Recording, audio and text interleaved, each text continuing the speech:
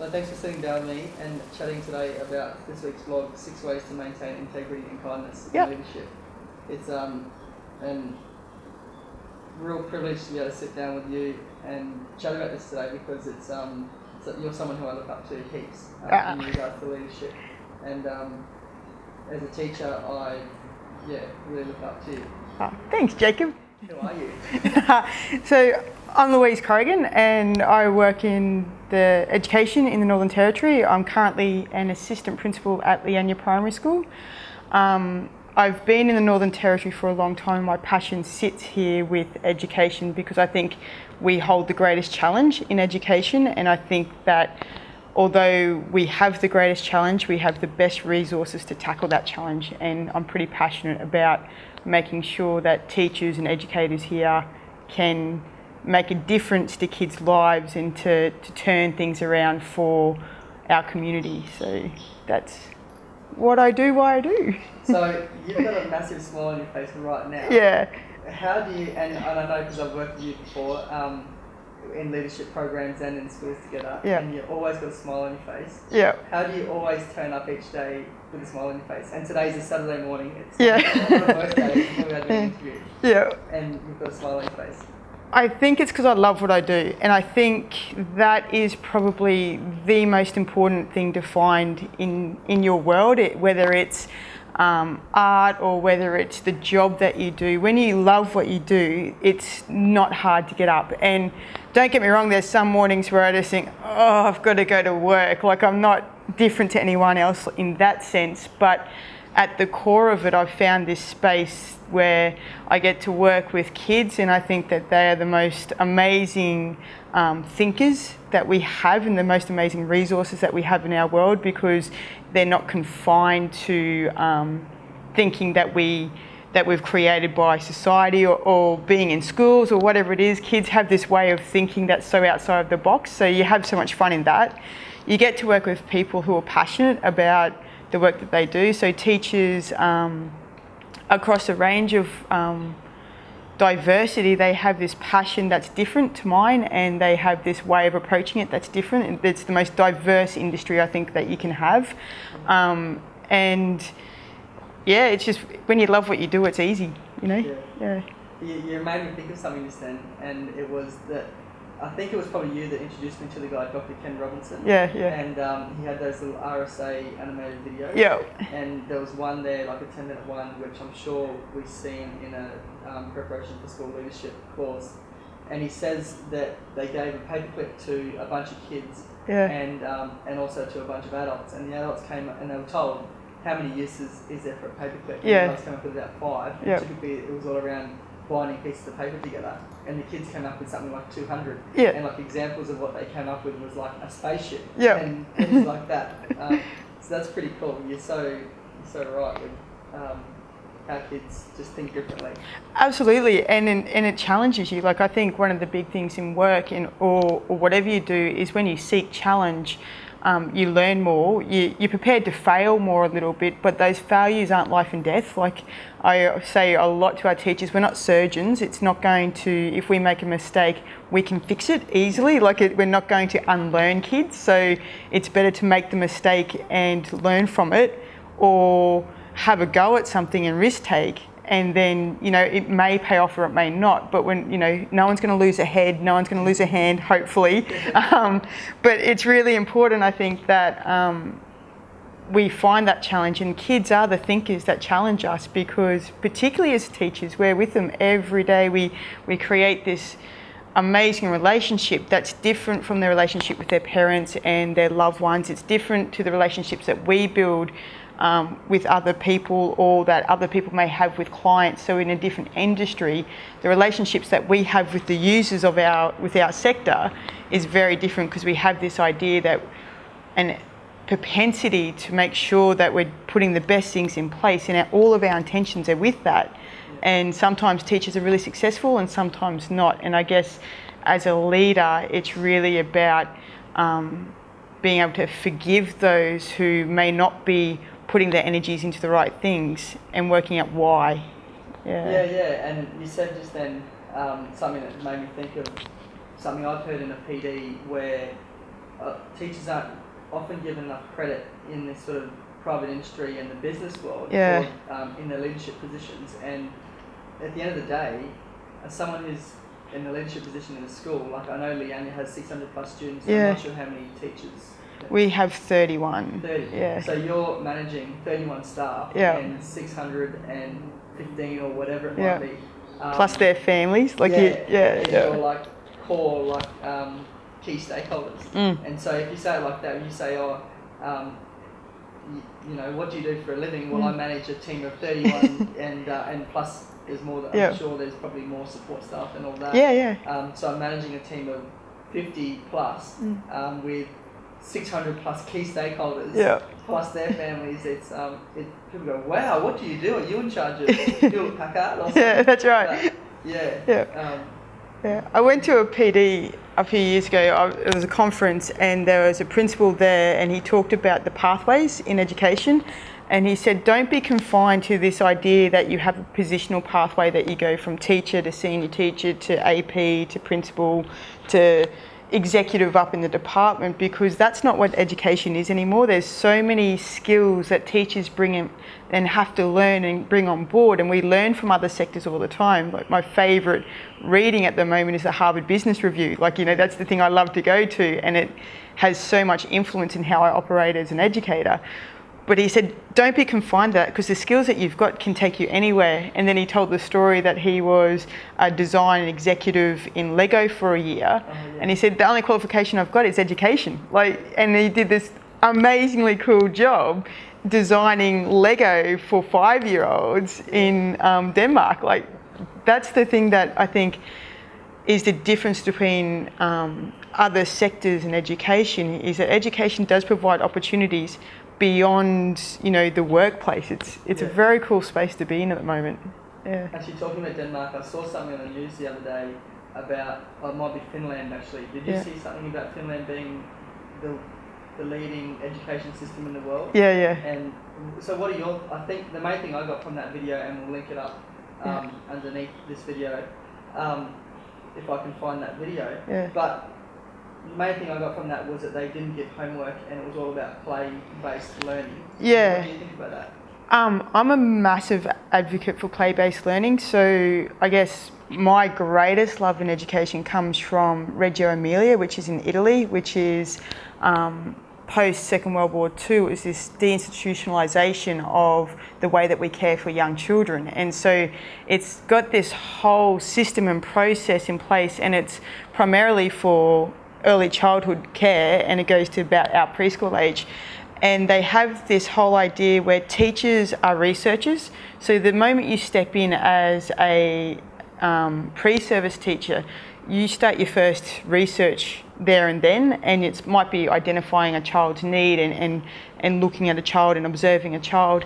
But as you go through, they have this layer called pedagogista, and this person helps teachers do academic research more broadly. So an example, they have a research called the Ray of Light, and what they've done is they've got physicists to come in and work with young children to talk about how light can form in different ways, and they've actually in one of their centres have this ongoing research that's over 20 years old, that each generation of children that come through contribute to this research, and it's through play and openness, and it's focused the concepts, like the physics that the kids have to talk about as 3 and 4-year-olds is far beyond anything that I can do, but it's through this whole idea of exploration and play. So when we talk about allowing kids in the whole idea of didactic education versus that free play, there's someone in the middle that allows kids to explore, use their creativity that we talked about before, you know, that we can make rocket ships out of paper clips as opposed to just putting things together. But it's, you know, these are the things that we talk about, and if we link it to even the politics today, like Malcolm Turnbull talks about innovation, if we start with true innovation there using experts and these open minds, then what is possible for those children when they come into the workplace is phenomenal. Like it's so exponential that we couldn't even imagine if we allowed that to continue through their schooling. And I guess one of the big challenges in education, and for someone who believes deeply in that, is that we're confined by policy that tells us that we have to do our literacy and numeracy, which is key and important.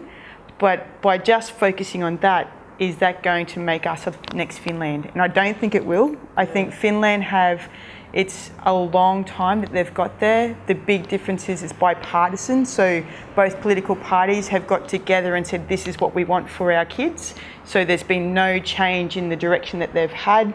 I think that they actually use education research a lot better than what we do. I think in Australia sometimes we have some of the best educational research happening, but we're also the greatest ignorers of that when it comes to policy. And Finland really take on board that. I was reading the OECD reports and comparisons to Australia and Finland, and one of the big things that we see is that Finnish teachers are paid more and they've got a lot more standing in the community. And when you look at the comparison between cost of living in Finland and cost of living in Australia, Australian teachers are in some jurisdictions more highly paid in that comparison of cost of living. I think the difference is that teachers in Finland have the freedom to do what they know is right for kids. And they're held up as they're very well educated, they've all got their masters, and they're regarded as those experts. I think we're on our way, but I don't think we're there yet. That's really interesting, especially what you said about the two political parties working together and just saying, look, putting politics aside, this is obviously education and health are always on the agenda. And just saying, this is where we want to go. And let's battle it out in other areas. And there's so many complexities too. Finland has very, very high tax. So, the political parties, we talk about Gonski and another big advocate of equity in education. I think that's really, really important. But we have to reimagine and think things differently. And at the moment we have political agendas that are very, they're looking to find who they are. So the Liberal Party are looking to find who they are as a Liberal Party and to be different to the Labor Party. And there are two major parties. So Finland did things very differently and they allowed themselves to reimagine, but they did it on a very, left political thinking. So, they're prepared to pay much higher taxes. They're prepared to have, their top earners not earning as much as their bottom earners. And, their complexities and to do direct comparisons is really difficult. But I guess what we can attain to is that idea that we want the best for our kids. How can we make it happen? And that's what they did. They were one of the worst performing. Like after World War II, Finland were really poor performers and they decided to make a shift. And over that 40-year period, they made that shift. So it's a long-term thing. It's not something that's going to happen in the next decade. No. So how do you foster that, creativity in your students at Leanyer? And the play, and is that possible to do? Absolutely. Yeah, absolutely. I think we have a really great early years team and they're very dedicated in knowing that, it's getting that balance. So they last year did an action research, and I think this is how you foster it with your staff as well. They took on action research on how can we create a discovery time for our children that embeds their learning, that they're learning with their literacy and numeracy, so that they can explore and have experiences in a play sense, but it is deeply connected to the learning that they're doing in the mornings. And so the teachers looked at it, they looked at different models. So they went over to Anula and had a look at the Kathy Walker learning approach. They looked at other play-based approaches like Reggio Emilia approach and looked at other preschools and what other schools were doing. And then they read about it. So they read about Finland, they read about Reggio, and they decided that this is how they're going to structure it and trial it with their group. And then they wrote policies and they did all this off their own back in their own interests. So the teachers had this passion. So all of a sudden, when teachers are passionate, and there's a education theorist from New Zealand, Jan Robinson, talks about this a lot in leadership. So Jan Robinson is a New Zealand education researcher, and she talks about when teachers are passionate that everything else falls into place. So our work as leaders is actually to allow them to find their passions and pretty much get out of their way. Of course, teachers are employed by a department, they're required to do, there's a whole lot of requirements in their jobs, but at the same time, part of that requirement is to be innovative and to think clearly. So our transition teachers were able to create this discovery time that suits the Leanyer context, as opposed to putting on a program top down and saying, this is what we're doing in our school, you make it happen. The teachers innovated on that, and the teachers researched it, and they came up with the recommendations for the school, which now we put in place. So did you actively go out and try and attract certain teachers, or were they already in the school and they were just already awesome? Yeah. Did you help to develop them, or were they awesome and you helped to develop them? Like, how do you attract and retain these teachers? Yeah, I think education is different from other sectors, because we hear a lot at the moment that we've got to look at our pre-service teachers and we've got to make sure that they're the best of the best. And I think that's a really great concept. But we also have a huge cohort of teachers that exist in schools right now that some have 30-year careers ahead of them, that we actually need to, one, attract the best of the best. There's definitely that. And it's built on making sure that you do build an environment in your school that makes people want to work there. Like, you've got to do interesting things. You've got to allow teachers to explore their craft, and you've got to allow them to be the experts of their craft as well. And you've got to have that under the umbrella of school improvement. Yeah. So we want our kids to achieve, and we want it for every year that a student comes into Leanyer, and you've got children there, you want to expect that they're going to grow a year in their learning. Yeah. And so at the very least. So that attracts good teachers, I think, by having those high expectations of what our school represents. But I think we need to pull out the best of the best who we've currently got as well. We've got to believe wholeheartedly that our teachers are there for kids. And I genuinely do, because they actually want to get up in the morning and go, I'm going to make a difference, particularly in our industry. And you've got to believe that everyone does that. And so you want to pull that out of them. There's a reason that people got into teaching, and I guess despite of what our jokes are, like I know I joke about this, like you get school holidays and things like that. That's not why we're here. We're here because we love what we do. Yeah. And it's, I guess the work of a leader is to extract that and to emphasise those excellent things that all teachers have. And in a workplace, we're never ever going to get it perfect. We're always going to, there'll be those times where we're not achieving very well. And I guess it's then the leader, how do we support those people to find those achievements? So if we keep looking for the successes and build on the successes, or the other things that we don't need in schools and we don't need in our classrooms, they'll drop off because people will be doing more success. It will breed more, Yeah.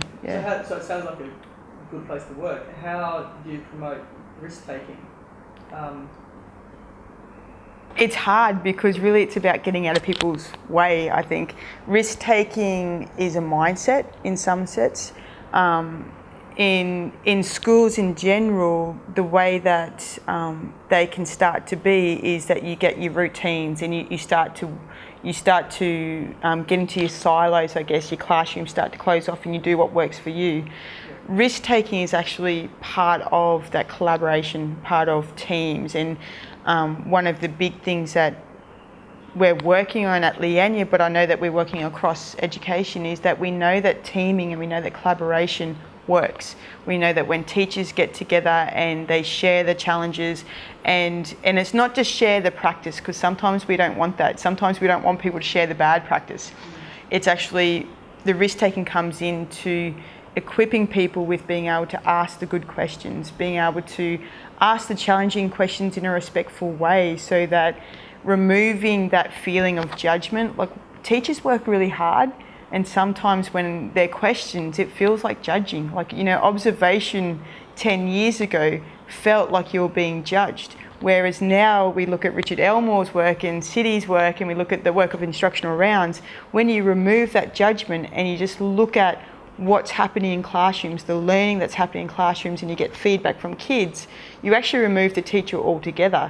And then the teachers make their own judgments about what's happening. They analyse that and they say, so look at all these great things that are happening. I'm not seeing this. I'm going to work on this in my classroom for the next couple of weeks. So it's as a leader, it's about building a culture, and it's not tangible sometimes. Like, we can put processes in place, but sometimes it's working outside of the processes that make you successful. You know, yeah. So when has there been a time the staff feel as though they are the organisation? Yeah. I think for me personally, it was when I was a teacher at Tennant Creek, and we had... Tennant Creek is a small remote community, and you rely on your teaching. Everyone's away from home, like it's very eclectic, and people are coming in and there's big turnovers all the time. So you rely on each other a lot to collegially for your professional learning. You rely on each other a lot personally because you socialise a lot outside of work.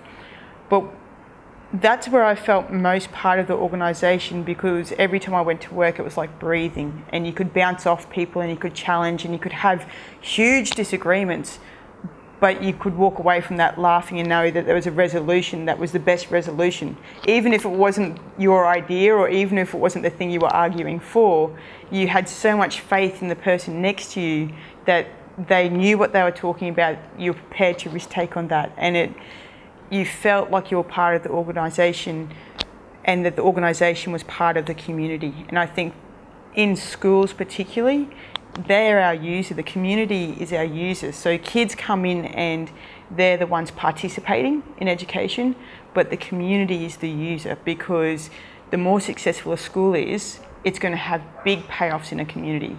And I think there was a couple of factors in Tennant Creek. It was just accommodation with the right people came in at that time. It was about a 6-year period.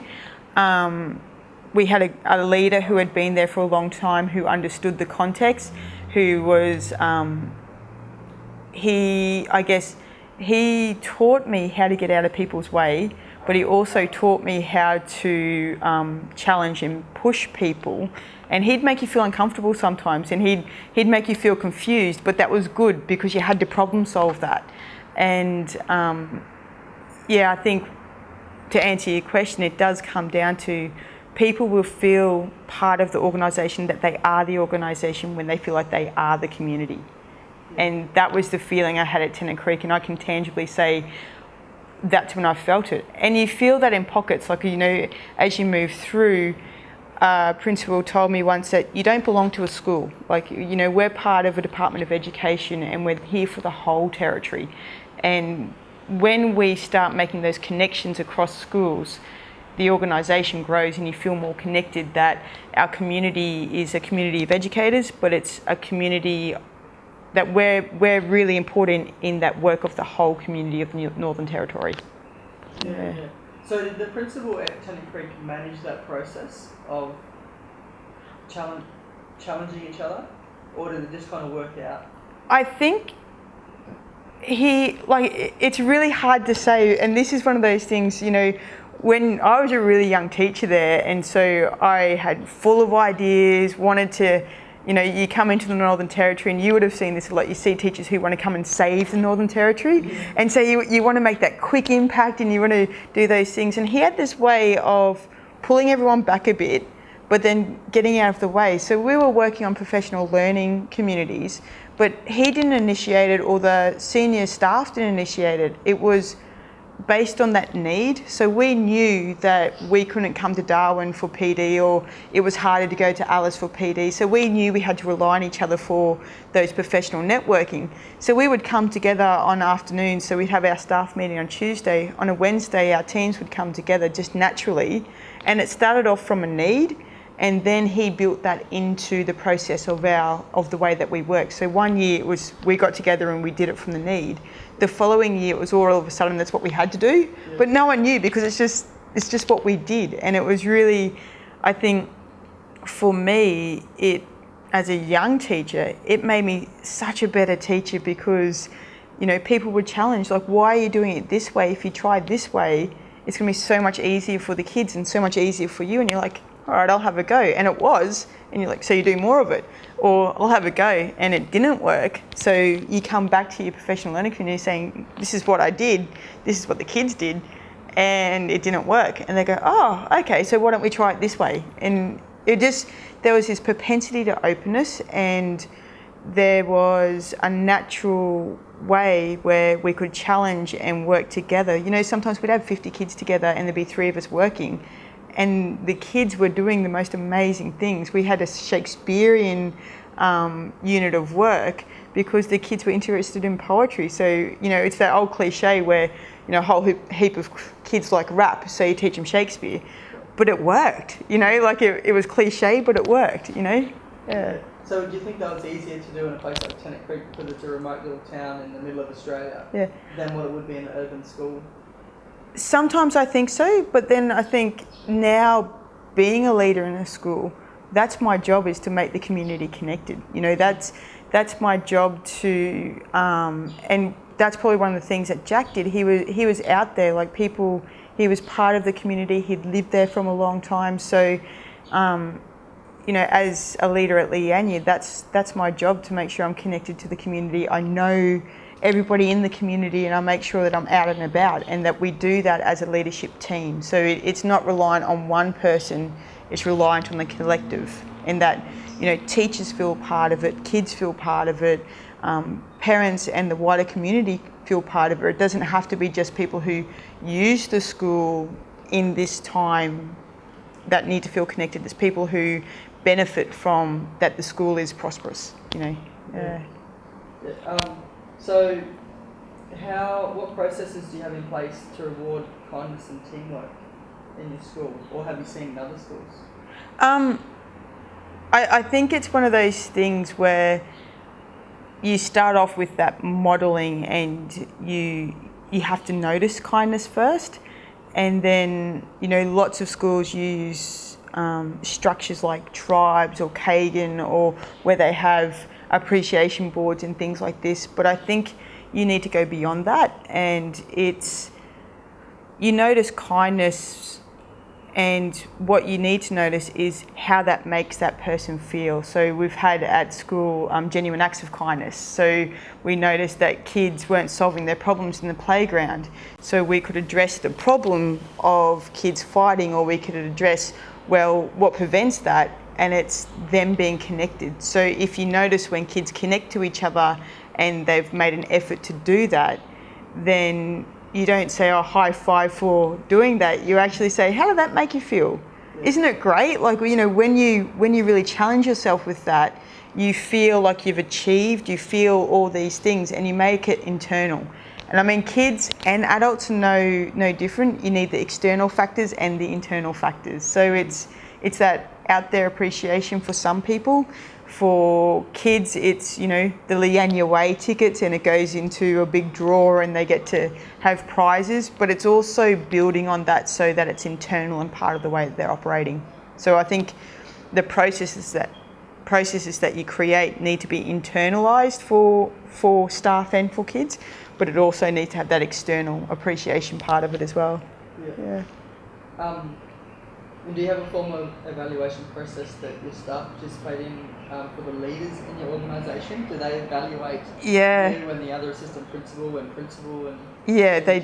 They do. And I think this is the nice thing about education and where it's going into identifying itself as a profession. So we talked about Finland before, and that teachers have a high standing in the community. I know the work of AITSL, the work of the registration boards across Australia, and the work of departments themselves is really about that. It's about making education a high-standing profession in our community. So within the department, we have principal review, so our principal has to go through a external review where people from the department come in, interview teachers. She has to do a 360 feedback loop. We're part of that, so as assistant principals, you know, we're being evaluated as well.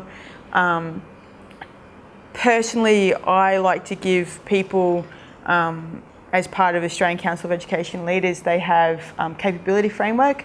So we use that framework all the time in the work that we do. So I give that to teachers, and I give it to an array of teachers, so 5 or 6 teachers, and say, hey, look, keep it anonymous, but give me some feedback on the work that I'm doing. And from that, you can really see what I try to avoid is people saying, oh, you're doing a really great job, because it doesn't tell me anything.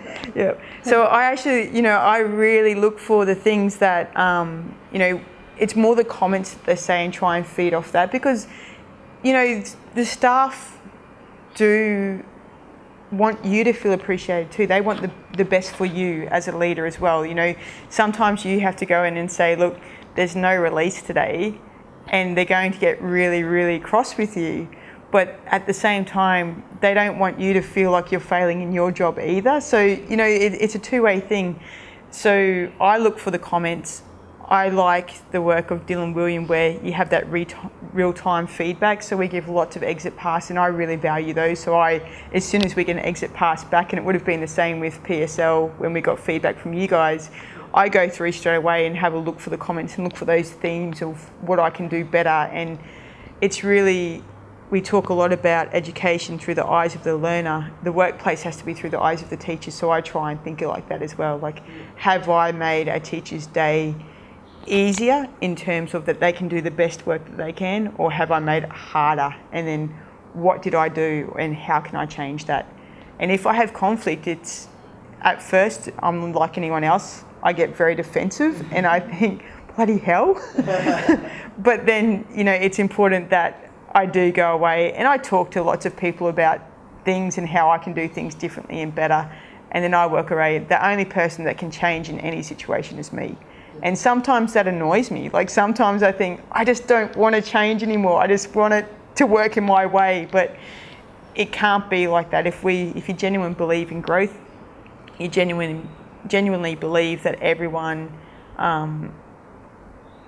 there for the right reasons, you always have to go back to yourself.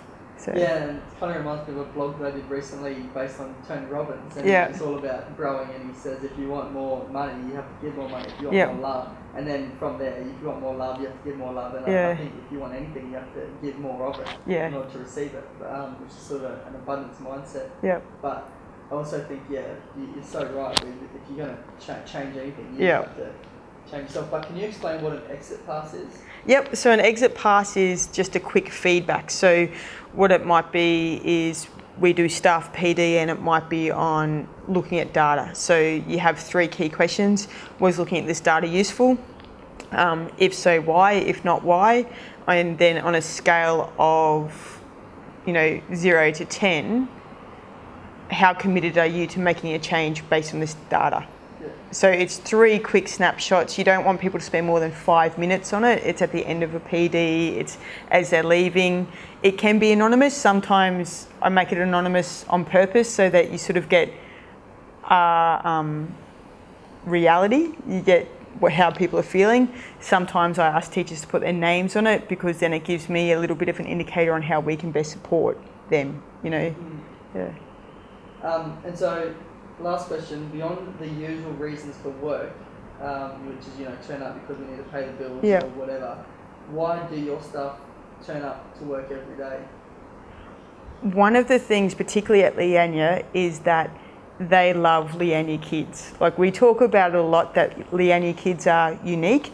And I think it doesn't matter what school you go to. When I was at Anula kids were unique. And but they genuinely love the kids. They want to make a difference, and they want to see the kids succeed. And there wouldn't be a teacher at that school that wouldn't feel that way. And sometimes, do they always show it the way that I would? No. But that's the beauty of education, is that we have that diversity. And I guess as leaders, and this comes back to your concept of leading with kindness, you have to have that openness that, people are going to come from different value sets. People are going to come from different viewpoints, and the way that they go about things is going to be different. And you have to, when you're leading with kindness, you have to accept it.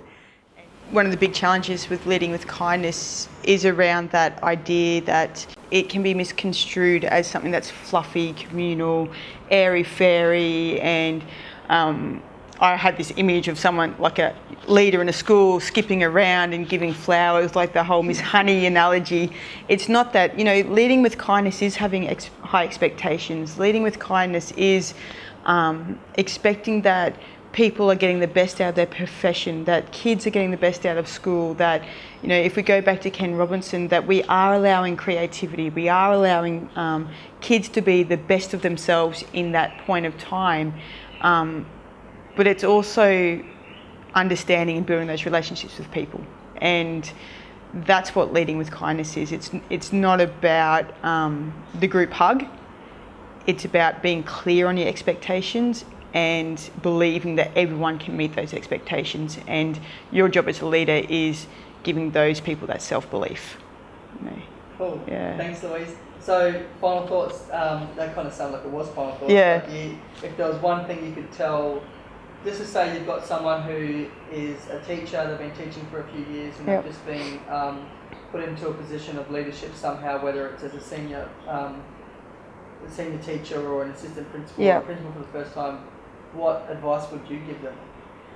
I think love your work. I think find out what your work means and love it. And I think for me, coming into a position of assistant principal, I was really challenged by that because I went from being loving being a teacher and being very confident in my teaching abilities and being a teacher leader. I was very, very confident that I was doing some great things, and then going into this position of where I didn't really know what my work was.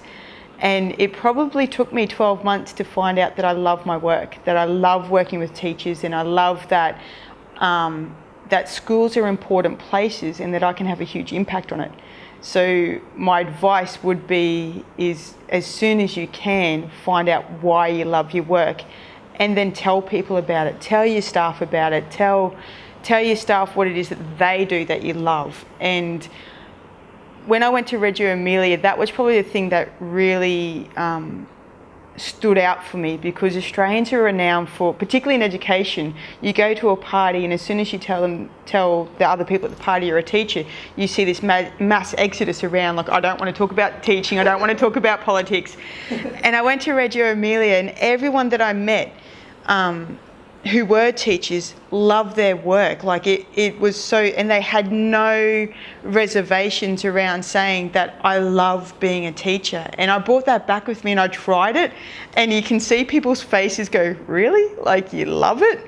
And when you do that and you share that with people, and you share with people what they do that contribute to that, it makes a difference. And it's that whole appreciative model, high expectations, and making sure that you share that what others do that contribute to the love of your work makes a difference to them, because it allows them to show that they're leading with kindness. And I guess that's the other advice I have with positions, is that seek your leaders, because everyone in the school is a leader. So from the first year graduate to the year 6 students to even the transition students, they're part of a community and everyone leads in their own certain way.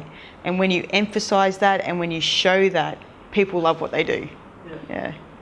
I'm going to ask you some questions that I haven't prepped you about. Yeah.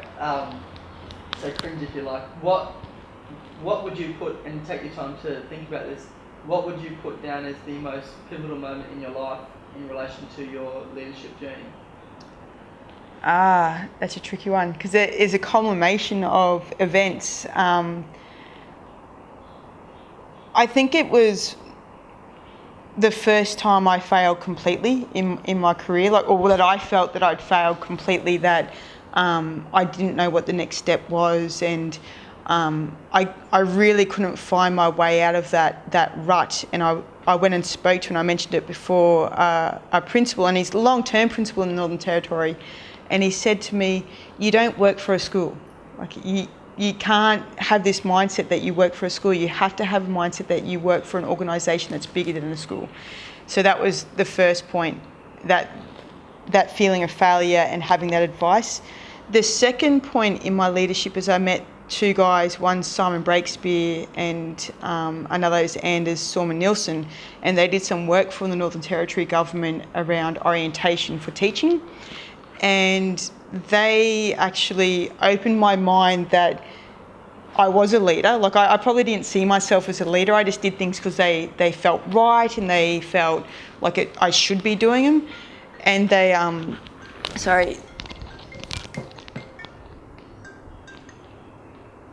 Is that Simon? Probably. Good job, Corrigan. So they opened this world of leadership to me, that leadership was just beyond that workplace, and they highlighted that it is about community. And that's where Simon asked me, he said, so what do you read? And I was like, well, I read this education journal and I look at these education blogs. And he goes, no, but what do you read beyond that? And he said, you should be reading things outside of it. So that's where the Harvard Business Review, and I've become quite obsessive about how tech startups and how business and how health can influence the way that we think about education. And we can't just put those models onto education, but we can learn from those models and adapt them through education. And it's so relevant because we're educating the kids that are going to be working in those spaces. So we have to think about education and reimagine it in those ways. And the third one, my father passed away when I was 29, and we had the opportunity, and it was really for my siblings, my brothers and I, there was opportunities that we got to spend time with Dad before that. And he talked about a lot, and this is where my obsession with kindness comes in. He talked a lot about people don't remember you for all the good things all the time, but they remember when you weren't kind, and they remember when you didn't apologise for it. He said people hold on to that bitterness, and he said when you can, be good to people, because at the end of the day, it doesn't matter what you do or what you achieve. At the end of the day, when you sit in that position that he was in, you think about all those times that you could have apologised to someone, or you think about all those times that you made decisions in the workplace that weren't genuinely kind or weren't genuinely high expectations. And he said, they play in your mind. And he said, so for you, just be kind. And so then I started to become, obviously it's important, your parents play such a huge role in who you are. And so all of a sudden I've become obsessed with this idea of kindness. And often when I articulate it, I'm very conscious that it's not kindness to make you feel better. It's kindness for the other person. And you don't always get it right, but I think they're the shifts, they're the points in my leadership that's made me want to be better, because it is about, I've talked a lot about community. I live in this community, I operate, and I'm talking about the wider community, the global community, and where I can, I want to be the best I can be, And it's not about promotion, it's not about all those things, it's about waking up in the morning with a smile on my face because I get to do great things. And of course I get paid for it, of course all those things happen. But yeah, it's probably those three things that have really shifted my leadership. Yeah. And so what are you reading, listening to or watching at the moment that you're obsessed with? I have just finished the Google story, which I have to say, I think Google should probably put me on a high watch alert because I am obsessed with that organisation for a few factors. The two guys that started up Google, one of the things that they put it down to is that they went to a Montessori school, an elementary school, and that they had that freedom of play and they had that freedom of problem solving, exploring. So there's that connection that I have.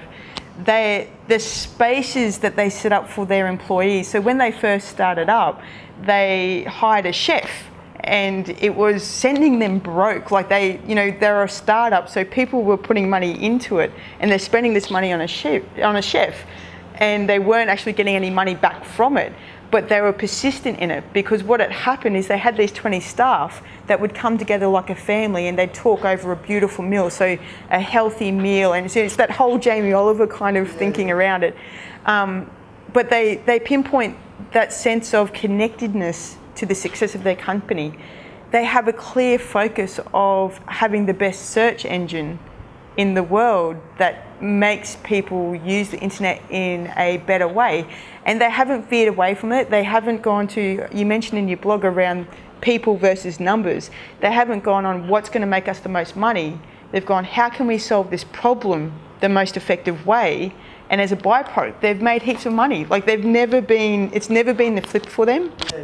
And I guess as an early years teacher, but as an educator, I would love to run a school that was based on that Google philosophy where, you know, you come to work and you find spaces that best work for you. So their Google environments are spectacular. So they have like these pods where you can work in teams, and they're cut out trams that sit in this building that have been redone, and they're focused on collaborative work.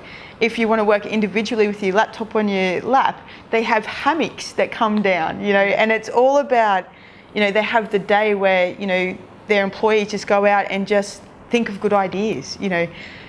Can that work in an education setting? I think it can, but we have to reimagine how it would work. You know, we do have to be accountable that kids are literate and numerate and can access communication in multiple ways. Like, we have to be accountable to so many things, but it doesn't mean that we can't reimagine these things. You know, you see people like Jamie Oliver doing it in the school kitchens in the UK, and how he's looked at nutrition and made those differences. It's just about, and it doesn't have to be huge resourcing, it's just about reimagining it and supporting people to love it the same that you do. Yeah. And so last question, this is a two-part question. Yep. So part A, if you could go back in time or into the future, which would you choose? Wow. This is tricky because... At any point in time. Yeah. I think I would like to go back in time for this reason, is one of my greatest influences are the women in my life, and both my grandmothers were completely amazing for different reasons. And sometimes I think it's the way that we now think about them, because it's all that reminiscing, and they've had this huge influence. My father's mother, the stories that people tell me about her, she was revolutionary in the way that she thought, really intelligent, and she wasn't one of those grandmothers that did the cooking and cleaning and was the typical 50s woman housewife. She had a way of thinking around the world that you could do anything. Like, if you want to, you can. And she made that happen for her children. And I would love to go back in time to see what her influences were, and how she set up this family that is completely focused on the goodness of people. And, you know, my uncles and aunties are completely generous, and they completely lead with heart, and they completely they have all the success. My cousins are successful, and we have this idea of connectedness, and I think I can pinpoint that to, you know, both sets of grandparents. But I'd love to know what influenced her, and I think going back in time, I'd probably be better well read, because she was very well read, and being able to do that. I probably wouldn't like to see what the future is, because that's the genuine surprise, and that's what's beautiful about life, is that, you know, I talked about my dad before. He never knew an iPad. Like, that wasn't even imagined before he passed away. And I often think about that. His grandchildren are now digital natives and don't know life without it. And for me, that's mind-blowing. Like, you know, that we have these slots in time that are these slots of amazingness, and they belong to us. And I think going into the future, you actually take something that doesn't belong to you anymore. Yeah. You kind of answered part B, which was which specific time would you go back to? Yeah. Definitely the 30s. I think they were probably fun. Yeah. There was... You could go to a dance, eh? Oh, totally. Yeah, absolutely. And, you know, I think the dancing, I think that there was a lot of adversity in Australia at that time, and across the world. Like, we think the Great Depression, and I think great ideas come from that adversity. Like, we look at the artists of that time, we look at the innovation of that time, and we look at that when people had nothing, they created something. And I think, you know, we sit in a world of abundance. Like, we have opportunities because of what they did. And I would love to know what drove them, like what deeply drove them, but also what their influences were, you know. Yeah. Cool. All right. Thank you, Louise, for joining me. Thank you, Jacob. It was fun.